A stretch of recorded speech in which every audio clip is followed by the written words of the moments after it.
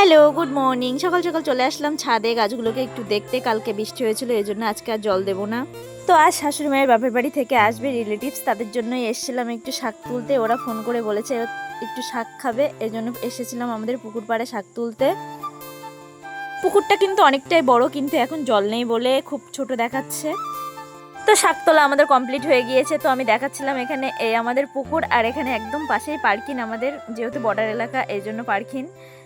তারপরে সেখান থেকে চলে আসলাম বাড়িতে। বাড়ি এসে সব থেকে সহজ আমার ব্রেকফাস্ট হলো ওটস। এটা আমি খেতে পছন্দও করি আর তাড়াতাড়ি খাওয়াও হয়ে যায়। আর এখন তো আমের সিজন, আর আম খেতে আমি পছন্দ করি, এই জন্য আমটাই বেশিরভাগ খাওয়া হচ্ছে এই কদিন।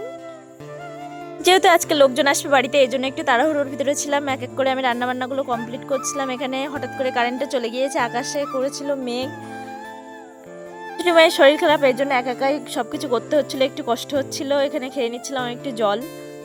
তো বেশি কিছু রান্না করতে পারিনি। এখানে কচু শাক করেছি, শাক ভাজা করেছি, আর পাতলা করে চিকেনের ঝোল করেছি। এটা আমার দিদা শাশুড়ি খাবে তাই। আর এখানে করেছি সবার জন্য হাঁসের মাংস। এত লোকের রান্না একটু ভয় পাচ্ছিলাম, কিন্তু সবাই বলেছে না ভালো হয়েছে, এটাই অনেক ব্যাপার।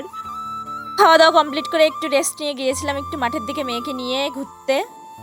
এখানে আমার মেয়ে ননদের মেয়ে করছিল খেলা, এখানে পাথরের গাদার উপরে উঠছিল, সেটাই দেখাচ্ছিলাম। বাড়ি এসে মেয়েকে একটু করে দিলাম ডিম ভাজা আর মুড়ি। এটা সন্ধ্যেবেলা খেলো, আমি একটু খেয়ে নিচ্ছিলাম এখানে মিষ্টি। তারপরে মেয়েকে নিয়ে একটু পড়ালাম বই, সেখানে মেয়ের সাথে একটু দুষ্টুমি করছিলাম আর করছিলাম, বই পড়ছিলাম আমি আর মেয়ে। তারপরে একটু মেয়ের সাথে একটু খুনসুটি করার পরে গেল দাদা ভাইয়ের বাড়িতে। তো এই পর্যন্ত আজকে আমার ভিডিওটা ছিল, কেমন লাগলো অবশ্যই জানিও।